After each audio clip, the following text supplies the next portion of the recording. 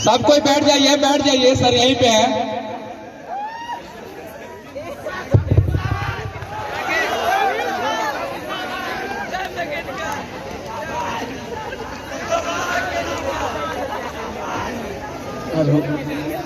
मेरी आवाज सब तक पहुंच रही है? ओके, माइक नहीं भी रहेगी तभी पहुंचा दूंगा। तो सबसे पहले मैं आदरणीय अध्यक्ष महोदया प्रोफेसर अनुराधा कृष्णा मैम को एवं वरीय व्याख्याता डॉक्टर RN सिंह सर को तथा गण्यमान हमारे व्याख्यातागण तथा मेरे प्यारे छात्रों जो उपस्थित हैं, सभी को मैं हार्दिक अभिनंदन और हार्दिक स्वागत करता हूं। मैं सभी का आभार प्रकट करता हूं कि जो मुझे इस पार्टी में कुछ बोलने का मौका मिला है। मैं 2018 बैच के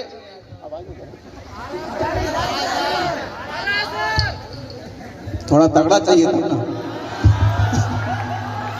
तो मैं 2018 बैच के पास आउट सभी डिप्लोमाधारी इंजीनियर्स को बधाई देना चाहता हूं और वैसे स्टूडेंट को विशेष बधाई देता हूं जो प्लेसमेंट जिनका हो चुका है। जिनका प्लेसमेंट नहीं हुआ है घबराने की जरूरत नहीं है। आपको इसरो, DRDO और बार्क इंतजार कर रही है, बस थोड़ा मेहनत करने की जरूरत है। मैं कल परसों की बात बताता हूं कि 4 सीनियर्स आपके आए थे हमसे मिलने के लिए। उन्होंने बताया कि उनका रिजल्ट जो है इसरो में हो चुका है, तो बहुत खुशी हुआ मुझे। तो मैंने पूछ दिया उनसे कि इधर कैसे आए हो, तो वो बोले कि स्किल टेस्ट सीखने आए आपसे सर। तो मुझे बहुत ही फक्र है कि आप लोग पास आउट होने के बाद भी यहाँ के फैकल्टी पे भरोसा जताते हैं। लेकिन साथ ही मेरे मन में एक विचार आ रहा था। मैं उनसे पूछ दिया कि भाई तुम लोग तो पास आउट हो, कोचिंग पढ़ सकते हो। बोला सर पढ़ तो सकते हैं। तो कोचिंग वाला जो है, कोचिंग वाला ये क्या होता है? तो बोला सर उनका परफेक्ट नॉलेज कैसा होता है ये बताते हैं। बोला सर उनका जो नॉलेज होता है स्किल टेस्ट में ऐसा होता है। हम बोले भाई एकदम परफेक्ट होता है क्या? बोला सर इसी चक्कर में हम भी फंस गए थे। परफेक्ट तो देखे थे, लेकिन जो अंगूठा और तर्जनी अंगुली के बीच में जो अंडा बना हुआ है, बस यही उनके पास होता है। सो खैर बात छोड़िए उसका, है ना। आज बहुत ही खुशनुमा माहौल है और सभी जो है 2018 बैच के लोग हैं, बहुत अच्छा बैच था। और मैं आपके तारीफ में 2 लाइन लिखा हूं, अर्ज कीजिएगा। इस विदाई समारोह का तारीफ जितनी की जाए वो कम है। इस विदाई समारोह का तारीफ जितनी की जाए वो कम है। आपके सीनियर के आंखें नम है। एक तरफ कॉलेज से जुदा हो जाने का गम है, एक तरफ कॉलेज से जुदा हो जाने का गम है, तो दूसरी तरफ सैलरी वाली खड़ी सनम है।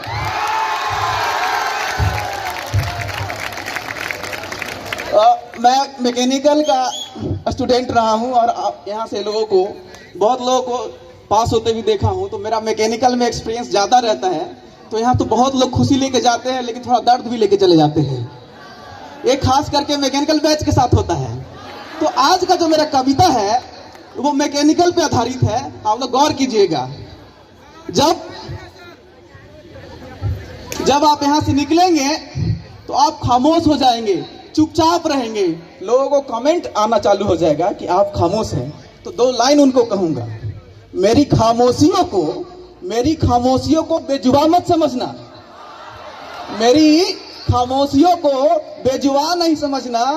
दर्द इतने भरे हैं इस दिल में कि कर दूं बयां अगर तो तुम भी रो पड़ोगे महफिल में। तो बोलो कर दूं बयां। ओके। सो पहले बार जब आते हैं कॉलेज में तो सब लोग बन ठन के आते हैं, चारों तरफ खुशहाल होता है। मैकेनिकल के साथ इलेक्ट्रॉनिक्स, कंप्यूटर साइंस, इलेक्ट्रिकल सब लोग साथ में बैठते हैं और वर्कशॉप भी जाते हैं। तो मैं उनके लिए लाइन लिखा हूं। कि फर्स्ट ईयर में गुले गुलजार था, फर्स्ट ईयर में गुले गुलजार था, चारों तरफ सदाबहार था, चारों तरफ सदाबहार था। वर्कशॉप में अपना लोहा मनवा लिया हथौड़ा पीट कर, वर्कशॉप में अपना लोहा मनवा लिया हथौड़ा पीट कर। सेकेंड ईयर, अब फर्स्ट ईयर के बाद क्या होता है, सेकेंड ईयर में हाँ कहने वाली थी, सेकेंड ईयर में हाँ कहने वाली थी कि जावा ने अड़ंगा लगा दिया, जावा ने अड़ंगा लगा दिया। सोचा जावा पढ़ूंगा नेक्स्ट सेमेस्टर, सोचा जावा पढ़ूंगा नेक्स्ट सेमेस्टर, क्योंकि अब बोलचाल की भाषा तो जावा ही थी। सोचा जावा पढ़ूंगा नेक्स्ट सेमेस्टर, पर क्या करूं उस मैकेनिकल खड़ूस मास्टर का जिसने जावा के जगह ऑटोकैड पढ़ा दिया, ऑटोकैड पढ़ा दिया, ऑटोकैड पढ़ा दिया। सोचा था बनेगी डार्लिंग, सोचा था बनेगी डार्लिंग, लेकिन भैया बना दिया, भैया बना दिया। मत पूछ हाल मैकेनिकल वालों का, मत पूछ हाल मैकेनिकल वालों का।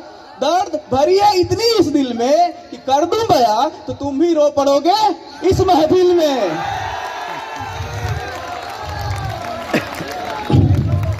ये सब सुनने के बाद मैकेनिकल के सर जो है बहुत मुस्कुरा रहे हैं,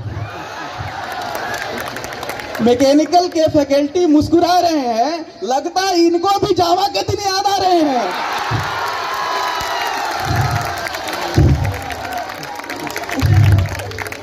ऑटोमोबाइल भी मैकेनिकल ही जैसा हाल है, लेकिन आशुतोष सर नहीं मुस्कुरा रहे, पता है क्यों?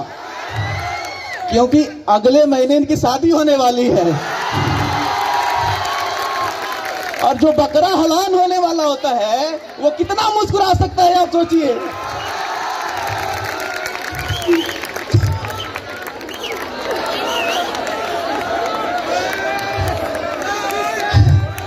जो एक बार मैं यही सुनो, एक बार जब मैं यही कविता अपने क्लास में कह रहा था तो पीछे से किसी ने पूछ लिया, चौहान सर ये आप ही का कहानी है क्या? लिटरली भाई मैं रो पड़ा। बोला इससे हाल बुरा है मेरा, इससे हाल बुरा है मेरा, सारे ख्वाब अधूरा है मेरा। सुना दो।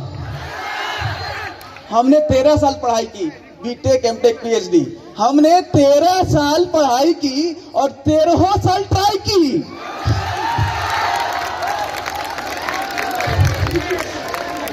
हमने 13 साल पढ़ाई की और 13 साल ट्राई की। दिल का बात जुबान पे नहीं आई, दिल का बात जुबान पे नहीं आई, और वो बन गई किसी और की लुगाई।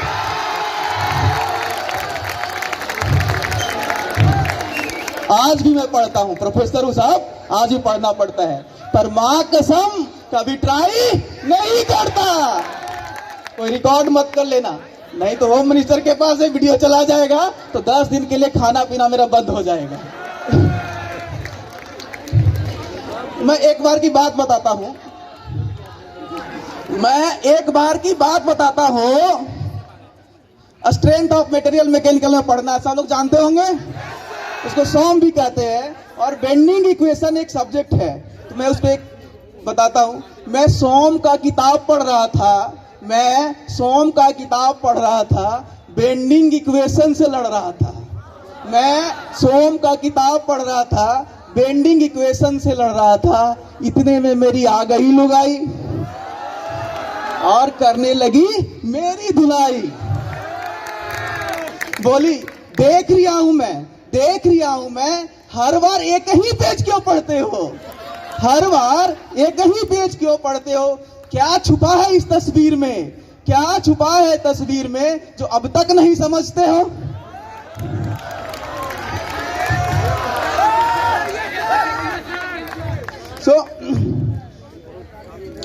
उसने बोला 13 साल तुमने इस पे ट्राई की, 13 साल तुमने इसके चक्कर में बिताई, पर वो बन गई किसी और की लुगाई। क्या कमी है मुझ में, क्या कमी है मुझ में, जो इस तस्वीर में तुझे नजर आई, इस तस्वीर में नजर आई। उस दिन मेरी बीवी ने मुझे कान पकड़वाई, उसने मेरी बीवी ने मुझे कान पकड़वाई। और क्या कहूं भैया, अभी तक मुझे बेंडिंग की क्वेश्चन समझ नहीं आई।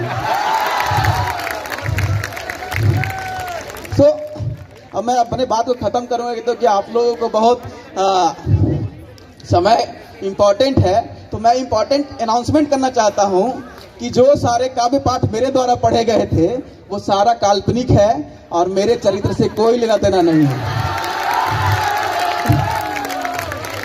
अगर आपका है तो आप खुद देख लीजिए। धन्यवाद।